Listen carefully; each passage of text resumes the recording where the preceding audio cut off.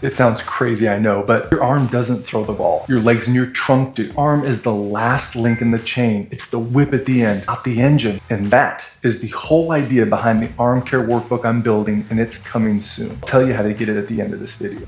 Here's why it matters. Power starts in the ground, moves up through the hips and the core, and the arm is just the last thing to fire. So when the legs and the trunk don't do their job, the arm makes up the difference on every single throw. And that's the pattern I see over and over in clinic, throwers who break down. It's not the arm that's weak.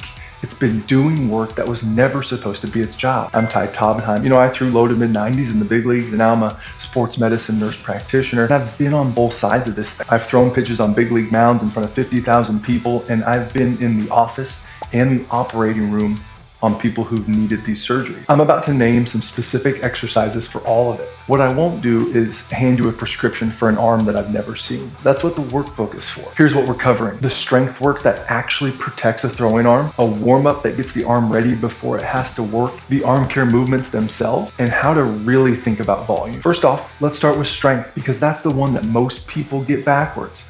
The biggest myth in arm care is that arm care means always working the arm. Let's go back to the chain for a minute. If the legs, hip, and trunk are producing most of the power, then building them isn't cross-training. It's the most direct arm care there is. Here's what actually belongs in that category: squats. Split squat. This is your base, ground force for everything else to be built on. Thrower with no leg strength has no engine, and the arm ends up trying to be that engine. Deadlifts, RDLs, anything that loads the posterior chain of the hips is what lets you transfer force instead of leaking it. Rotational medicine ball work, side throws, scoop tosses, rotational slam. This is the closest thing to teaching the body to sequence. First, trunk second, arm last. That's the throwing pattern without throwing stress. Rows, pulls, everything in throwing is decelerating a fast arm. The back of the shoulder, the posterior shoulder capsule, and the upper back are what slow the arm down after release. And that's where a lot of throwers are underbuilt. Loaded carries, farmer's carries, suitcase carries,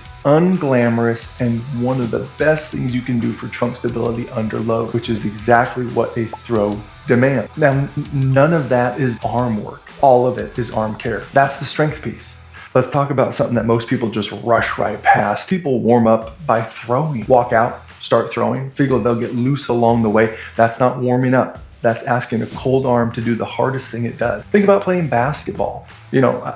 I don't just walk onto the court and decide to dunk it. I have to be pretty stinking loose to be able to dunk a basketball. You gotta be already moving, already warm, already explosive before it really matters. Here's the order that makes sense for a throwing arm. Start general, start big, start wide, get your heart rate up and get your blood moving. A light jog, some jumping jacks, anything that makes you warm before you ask anything specific of the arm. Next is mobility. Thoracic spine rotations, hip openers. The arm does not move well if the spine and hips above and below it are locked. Then we can move on to the shoulder specifically. Arm circles, small to big, band pull-aparts, light external and internal rotation with a band. The emphasis here is on light. We're waking tissue up. We're not actively training it yet. Then, and only then, should you start throwing. Short and easy first, gradually longer, gradually harder. The first hard throw of the day should never be the first throw of the day. That whole sequence is a few minutes, and it beats going straight to max effort every single time. So that's before you throw. Now, the arm care.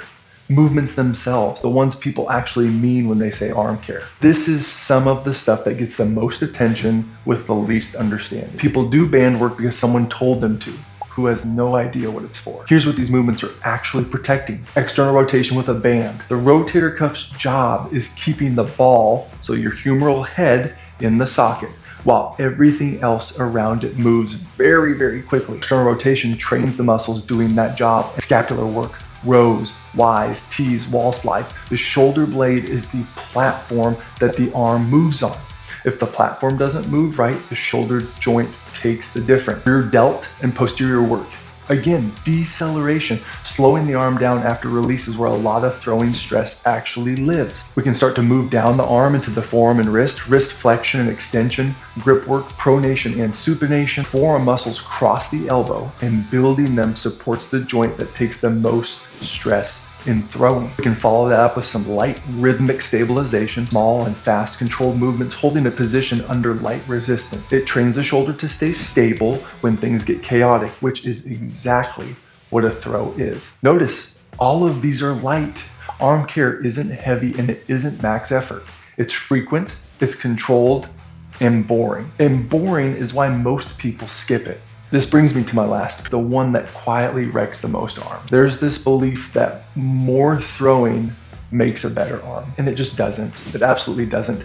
Every throw is a small withdrawal, and recovery is where the actual adaptation happens. The ones I see get hurt are almost always the ones who have no idea how much they've been throwing. Not necessarily the ones throwing hard, it's the ones throwing consistently and constantly year-round with no real stretch of the arm getting rest. And rest isn't sitting on the couch. Useful rest is active, but it's not always just throwing. And I learned that growing up, and it was mostly by accident because I played every single sport, every single season. So baseball, football, basketball, 3 sports for 4 years at the varsity level, my arm got rest. I never threw year-round, so my arm got a chance to recover.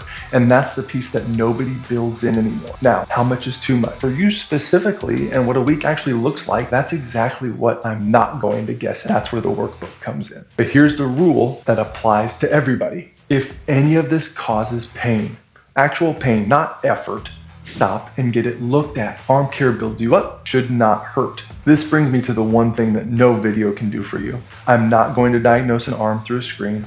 Nobody honest will. So please make sure you're checking credentials of the people you take advice from. But here's when to stop doing those exercises and go see someone. Pain that shows up earlier in your throwing than it used to, pain that lingers into the next day or two, or all of a sudden we're losing velocity and command at the same time for no real reason that you can explain. Any one of those, go get it looked at early. And that's not a weakness, that's the whole game. So the workbook I mentioned at the top, how much, how often, and for how long, laid out week by week with checkpoints you fill in yourself and clear gates for when it's time to see someone in person. That's the part, if I'm just being completely transparent, I can't responsibly do that in a video. And it's the part that actually makes this work. It's coming soon. If you want it first, comment below. Tell me your position, your age, and what your arm's been doing. Has it been acting up? Has it been feeling good? What have you done about it? That's how I know where to send it, and I read every single one. I'm Ty Taubenheim, former Major League Baseball player, sports medicine, orthopedic nurse practitioner, and this is Next Play Ortho. And the next play is yours.